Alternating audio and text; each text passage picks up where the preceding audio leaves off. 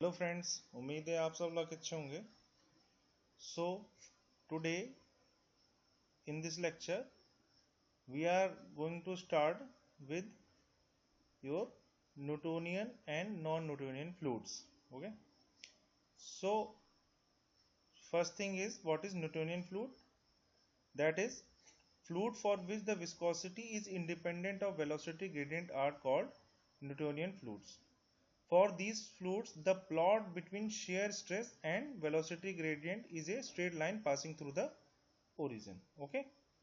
So basically जो जो सारे फ्लूइड जो न्यूटन लॉ ऑफ विस्कोसिटी को फॉलो करते हैं, that is tau equal to mu del u by del y, को जो भी फ्लूइड्स फॉलो करते हैं, those are called your Newtonian fluids. Okay, so for that we have developed a graph here in which in y-axis we have shear stress and in x-axis we have velocity gradient.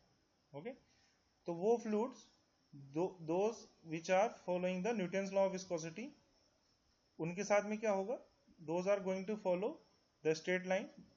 Tau को हम लोग अगर y मान लें और mu को अगर हम लोग m मान लें और del u by del y को x मान लें, ठीक है, क्योंकि this del u by del y is your velocity gradient. तो y is equal to mx वाली जो फॉलो करेंगे, those are called your Newtonian fluids and others are called your non Newtonian fluid. In this graph हम जैसे कि हम देख सकते हैं, ओरिजिन से जो हमारा सीधे सीधे गया है straight line, that is shown by line A और line B. So basically line A and B are showing the Newtonian fluids. It is written also here, fluids represented by the curves A and B are Newtonian fluids.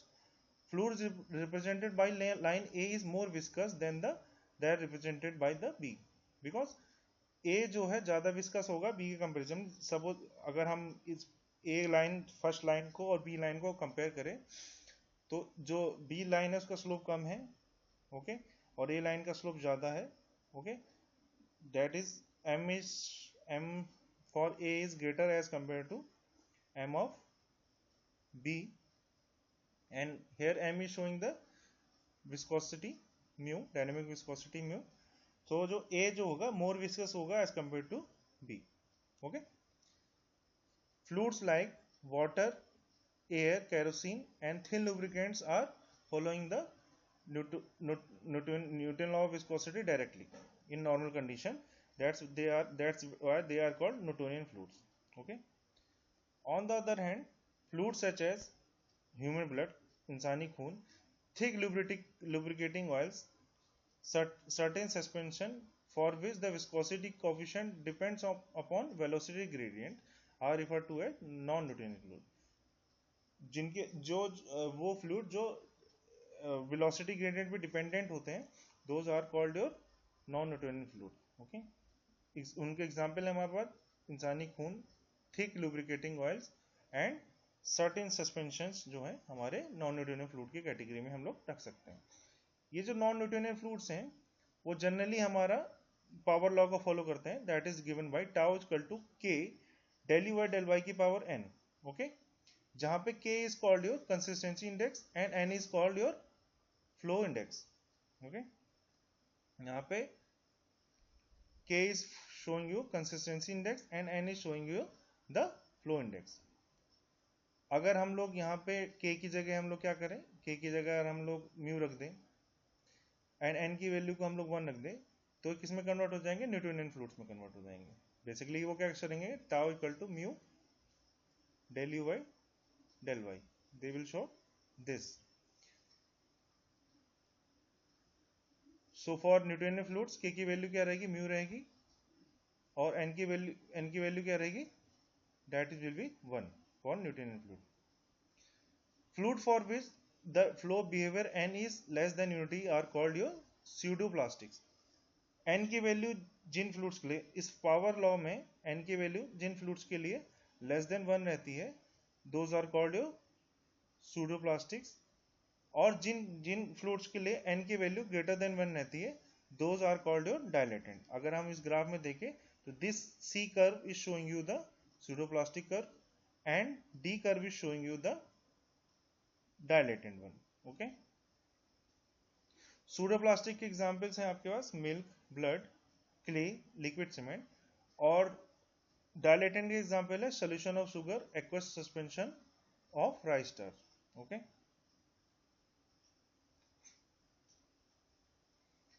इसके अलावा हमारे पास क्या है?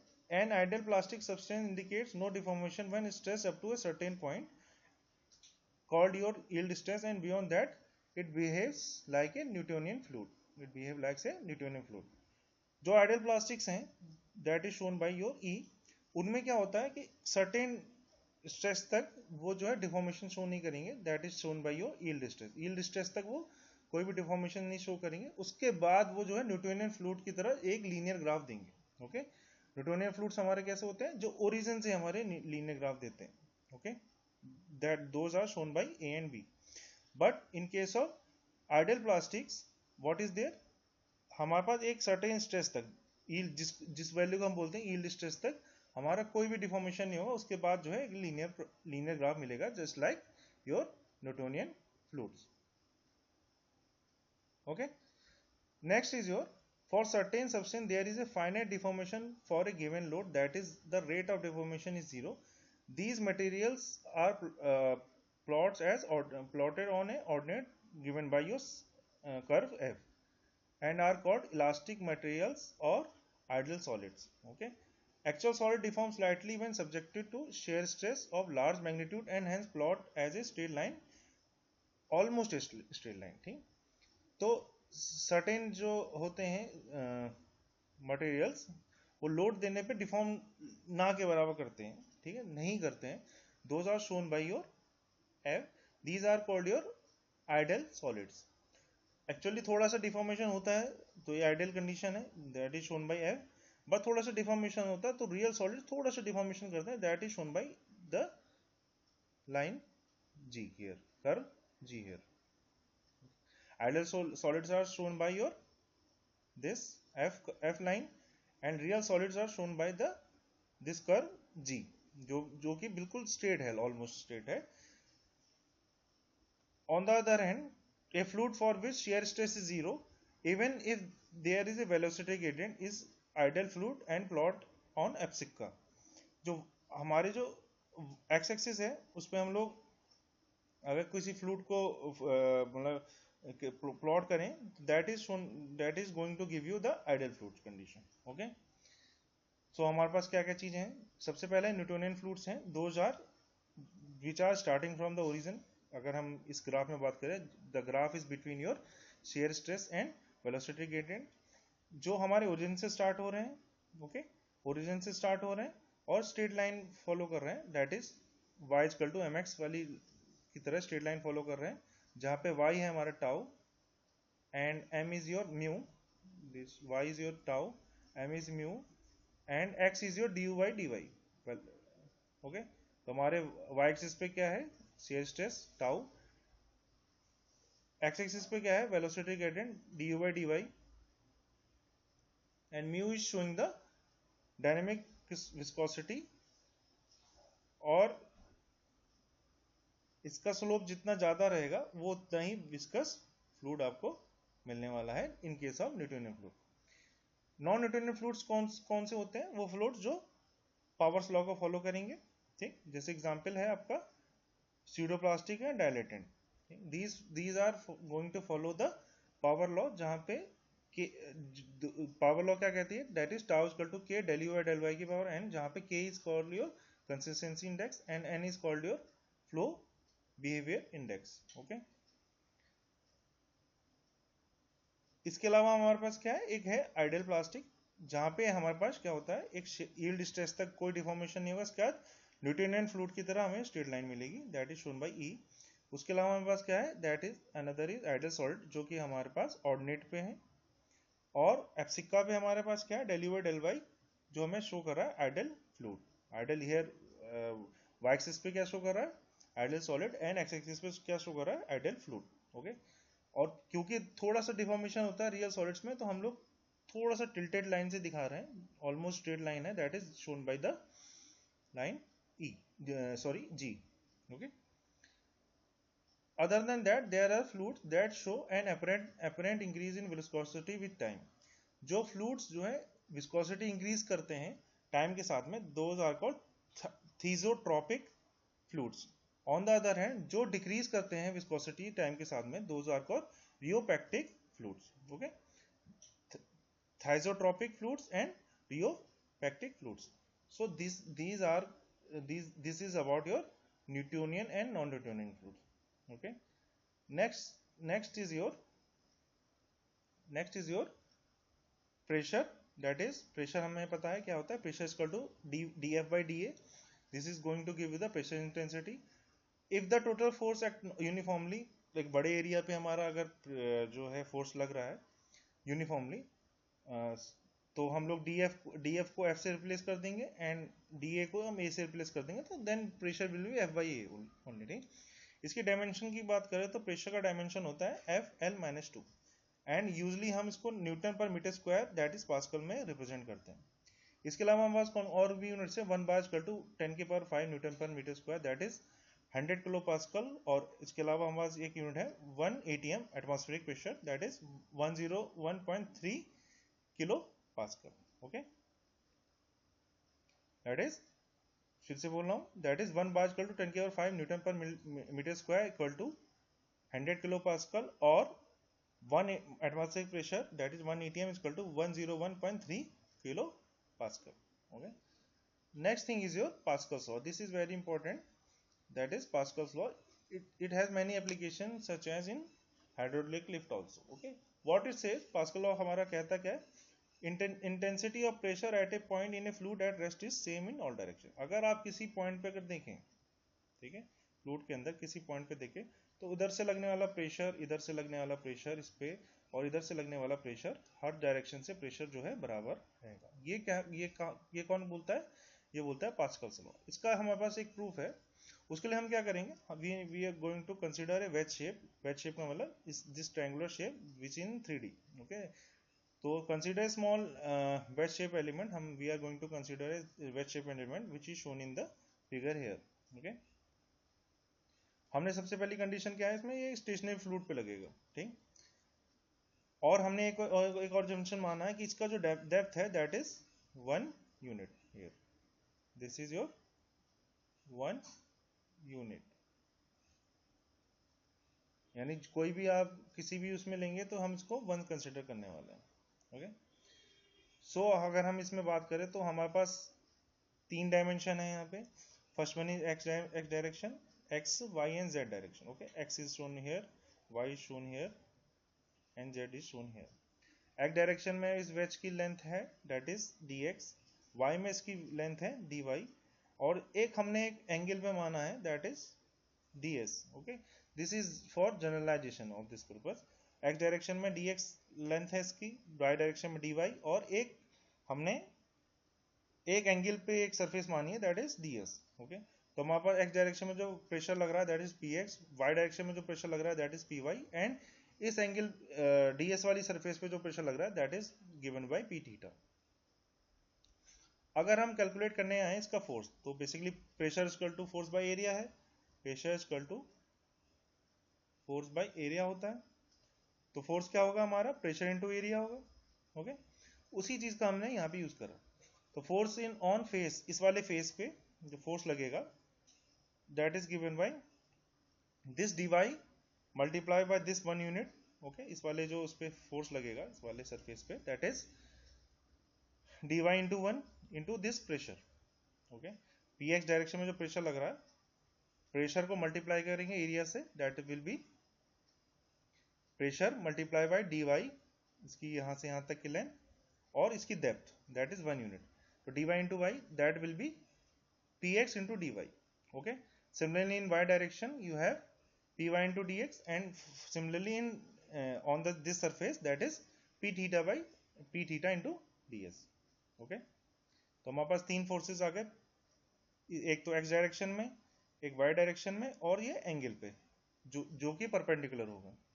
इसके अलावा हमारे पास क्या है, इसका जो है वेट है, ठीक, that is basically specific weight multiply by this, इसका वॉल्यूम, इस एलिमेंट का वॉल्यूम. ओके, इस एलिमेंट का वॉल्यूम क्या होगा, ये ट्राइंगल का एरिया इस ट्राइंगल का ABC ट्राइंगल का एरिया मल्टीप्लाई बाय इसकी depth, okay, that is basically half dx into dy multiply by इसकी depth that is 1, okay, into specific wait.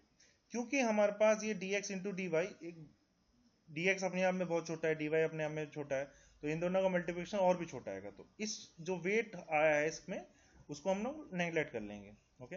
So you have 4 forces here. First one is your force on face AB, force on face BC and force on this face AC, okay. उसके अलावा इसका wait जो कि नीचे direction में लग रहा होगा, ओके, जिसको हम लोग इग्नोर कर रहे हैं। क्यों इग्नोर कर रहे हैं? क्योंकि वो बहुत ही स्मॉल है as compare to other forces.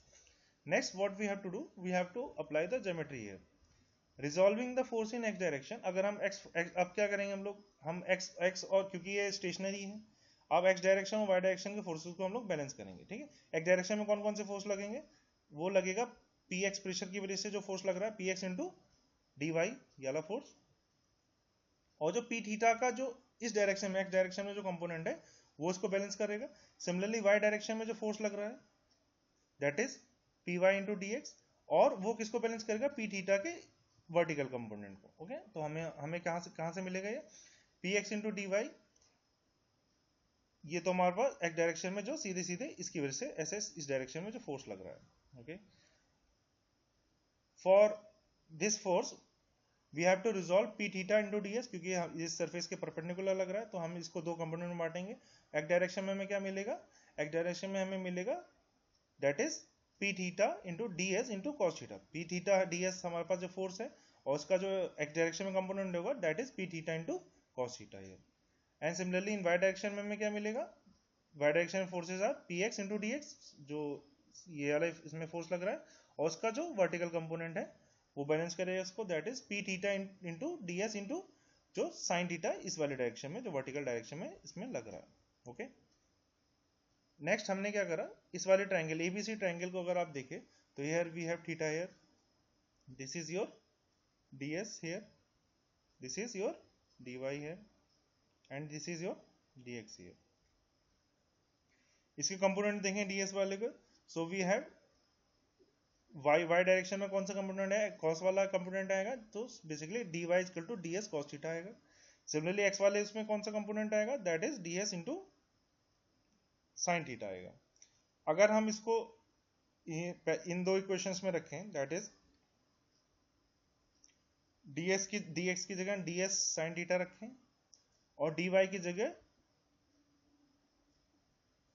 ds cos theta रखें, तो यू विल गेट कि यहाँ पे दोनों तरफ कैंसिल आउट हो जाएगा। कौन कौन सा, जैसे इस वाली क्वेश्चन में देखें px क्या बनेगा, ये ds cos theta equal to p theta ds cos theta, तो ds cos theta ds cos theta is going to cancel, तो you will get from here px equal to p theta. Similarly from here you will get py equal to p theta, क्योंकि ये angle कोई भी हो सकता है, तो p theta अगर px के बराबर आ रहा है इसका मतलब चारों डायरेक्शन में हमारे बराबर है, x डायरेक्शन बराबर आ रही है p थीटा के, और थीटा कोई भी एंगल ले सकता है। सिमिलरली y में भी हमारा p थीटा के बराबर आ रहा है, तो किसी छोटी से पॉइंट पे अगर हम देखेंगे, अगर ये इसको हम लोग बहुत छोटा मान लें, वेज शेप को जो हमने माना है उसको बहुत छोटा मान लें, और ये एंगल थीटा तो कोई भी वैल्यू ले सकता है, तो p थीटा अगर बराबर आ रहा है तो इसका मतलब हर डायरेक्शन से हम लोग एंगल, अगर थीटा की वैल्यू चेंज करेंगे तो दूसरी तरफ से आएगा, एंगल की वैल्यू अगर और कम करेंगे तो दूसरी डायरेक्शन से p थीटा की वैल्यू मान सकते हैं। तो p थीटा जो है जनरल फॉर्म दिखा रहा है, इसका मतलब px equal to p theta equal to py, हमारे पास एक रिलेशनशिप मिला है। इसका मतलब pressure at a point is going to be same, this is the result, that is this result is independent of theta, and therefore ये result हमारा theta के इंडिपेंडेंट है, and it follows that pressure acts equally in all direction in stationary fluid. Pressure जो हर direction से बराबर लगता है हमारे पास। Pressure at a point has only one value regardless of the orientation of the area upon which is determined, independent of direction implies that pressure is a scalar quantity. ठीक, pressure हमारी एक scalar quantity है, सबसे important बात ये है। उसके अलावा आप किसी पॉइंट पे अगर देखें तो हमारे पास px भी बराबर आ रहा है, py भी बराबर आ रहा है, और किसी भी एंगल की वैल्यू चेंज कर सकते हैं। तो पी थीटा इस डायरेक्शन में से भी लग सकता है, इस डायरेक्शन से भी लगा सकते हैं, इस डायरेक्शन से भी लगा सकते हैं, किसी भी डायरेक्शन से P theta is going to be equal to px and py. Okay, so pressure at a point is equal in all direction. This is the result of Pascal's law. Its application is in, you will see in case of hydraulic lift. Okay, we will see in next chapter about it. Okay, so this is the end of this lecture. This is the reference which I used for making this presentation, and thank you.